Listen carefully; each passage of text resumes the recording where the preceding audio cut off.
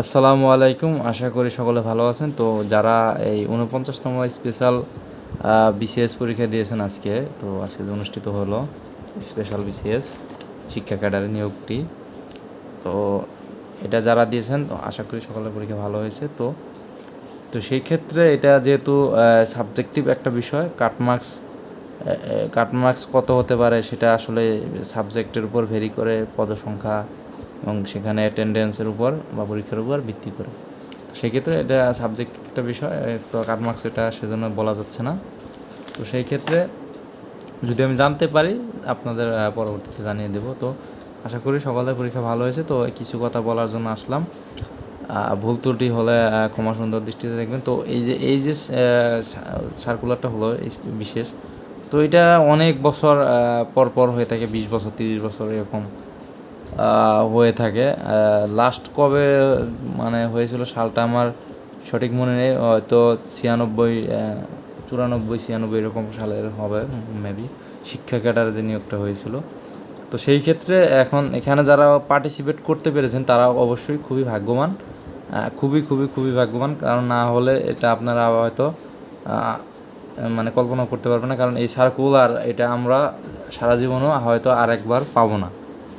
ঠিক আছে, যারা পরীক্ষা দিয়েছেন তারা খুবই ভাগ্যবান। তো আমাদের ভাগ্য খারাপ, আমরা পরীক্ষা দিতে পারিনি। তো সেই ক্ষেত্রে এখানে আমি হয়তো বলে থাকি যে জাতীয় বিশ্ববিদ্যালয়ে আমরা যারা অধ্যয়নরত পাস কোর্স, ঠিক আছে, আমরা তো আমাদের সাথে যদি তারা বৈষম্য এবং তারা যদি না করতো তাহলে হয়তো আমরা আপনাদের সাথে পরীক্ষায় অংশগ্রহণ করতে পারতাম। তো যাই হোক, অনার্সে যারা 19-20 পরীক্ষা দিল, 19-20 শিক্ষাবর্ষ, ও তারা ম্যাক্সিমামই আমি জিজ্ঞেস করেছি তাদেরকে, পেয়েছি আমি যে তারা ম্যাক্সিমামই এই পরীক্ষায় অংশগ্রহণ করেছে বা আবেদন করেছে। তো যেটা ভালো একটা বিষয়, তারা আমাদের এক বেস জুনিয়র।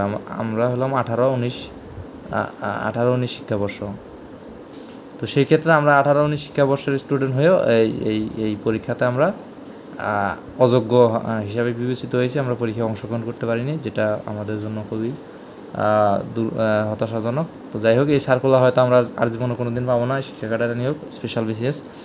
তো সেই ক্ষেত্রে যারা মানে এটা হয়তো অনেকে ফাঁকিবাজি করতে পারেন যে পরীক্ষাটা কেমন কী, তবে যারা ভালোভাবে চেষ্টা করেছেন বা মন প্রাণে চেষ্টা করেছেন চাকরিটা, তাদের অবশ্যই আশা করি তাদের রেজাল্ট আসবে এবং তাদের ভালো কিছু হবে। তো সেই ক্ষেত্রে আমি হয়তো পারিনি বা আমার হয়নি, পরীক্ষা দিতে পারিনি। তো আপনারা যারা পরীক্ষা দিচ্ছেন আশা করি আপনাদের হবে।